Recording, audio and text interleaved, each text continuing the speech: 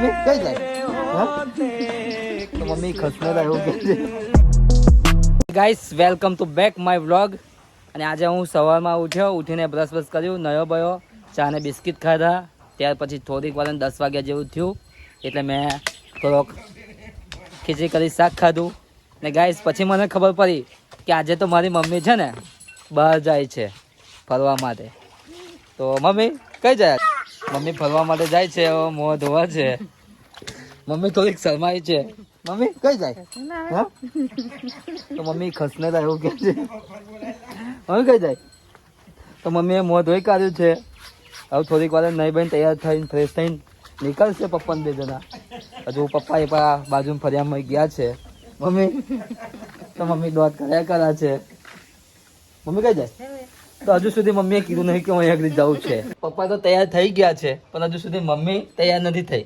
હજુ માથું ઓળવાનું બાકી છે. જો આ બૈરાના થાથો જાટલો એ વહેલો તૈયાર જ ના થાય. મમ્મી દોત કરા છે. હવે બહાર જવાનું એટલે બહુ ખુશ છે આજે. મારી મમ્મી અડધા કલાક લગીને તૈયાર થવામાં કાઢ્યો અને રેડી થઈ ગઈ છે. ફૂલ તૈયાર થઈ ગઈ છે. મમ્મી કેટલા વાગે વળી નીકળ્યા? તૈયારી ને તો હવે જવાની ફૂલ તૈયારી કરી દીધી છે. હવે પપ્પા ગાડીમાં પેટ્રોલ નખાવા જ્યાં આવે એટલે મમ્મી ગાડી પર બેહીન દેખીન ગામ. મમ્મી પપ્પાને રાજુ લઈને બેઠી છે. હવે પપ્પા આવે એટલે બહાર જાય છે અને પપ્પા આવી ગયા છે, દેખાય છે મને.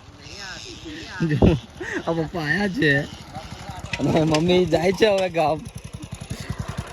બાઇક પર બેઠી છે. હવે મમ્મી ચાઇનીઝ લાવજે. તો મમ્મી સાથે ચાઇનીઝ મંગાવી દીધું છે આપણે. તો ગાયોનું તો મારે જ કરવાનું આવશે બધું. ગાયોને ચા નાખવાની, પૂરા નાખવાની, પછી ગોટર નાખવાનું, પછી પાછું પાણી પીવવાનું 2 ટાઈમે. અને મને ખબર નથી કે મમ્મી ક્યારે આવશે પાછી. સાંજ પણ પડી જાય નક્કી નહીં. એટલે મમ્મી દૂધ કરવાના ટાઈમે આવશે. ગાઈસ મમ્મી પપ્પાને નીકળે જસ્ટ 10-20 મિનિટ થઈ છે અને વરસાદ ચાલુ થઈ ગયો છે. અને મમ્મી પપ્પા સાથમાં છત્રી પણ નથી આજે લઈ ગયા ને પાપા ફોન પણ નથી લઈ ગયા. તો એ મને એવું લાગે છે કે પલળે ના તો સારું, કેમ કે પાપાને વરસાદમાં પલળે ને તો બહુ ઠંડી લાગે છે અને મમ્મી પણ એમને શરદી ખાંસી બીમાર થઈ જાય છે. અને અહીંયા પણ ફૂલ વરસાદ છોટા ચાલુ છે. હવે થોડોક ઓછો થયો. અને બીજું તો એવું કહેવું કે મારા ઘર છે અને આજુબાજુમાં જોવો ખાલી ને કેટલું વાદળ આવ્યું. અને આપણને તો વરસાદમાં નહાવાનું થોડુંક સારું લાગે પહેલેથી જ. પણ પપ્પાને જ્યાં હોય ત્યાં વરસાદ ના પડતો હોય તો સારું છે. અને કંઈક મારા ખ્યાલથી ઝાડવા બળવા તો ઊભા થઈ જાય તો વરસાદથી બચી શકે. અને જો બાજુમાં કાકાની ગાયો પણ ચરીને આવી ગઈ છે. જો જુજો જુઓ, વરસાદમાંથી બચવા જુજો કઈ બેઠો, ઘરમાં પેસી ગયો આજે.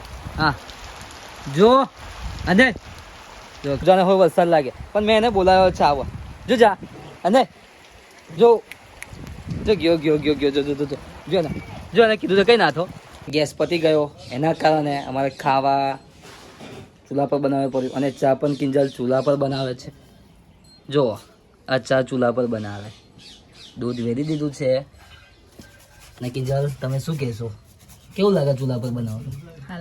હાલ લાગે તો સારું કહેવાય. તો કે સારું લાગે એવું કે બોલો બીજું. અને અમે ગુજરાતી આટલી બધી ગરમીમાં પણ ચા પીએ બોલો. છે બાકીને ગુજરાતી ખરા. તમને મારો બ્લોગ સારો લાગે તો લાઈક, કોમેન્ટ અને સબસ્ક્રાઈબ કરજો. અને આનાથી સારા સારા બ્લોગ તમને જોવા મળશે.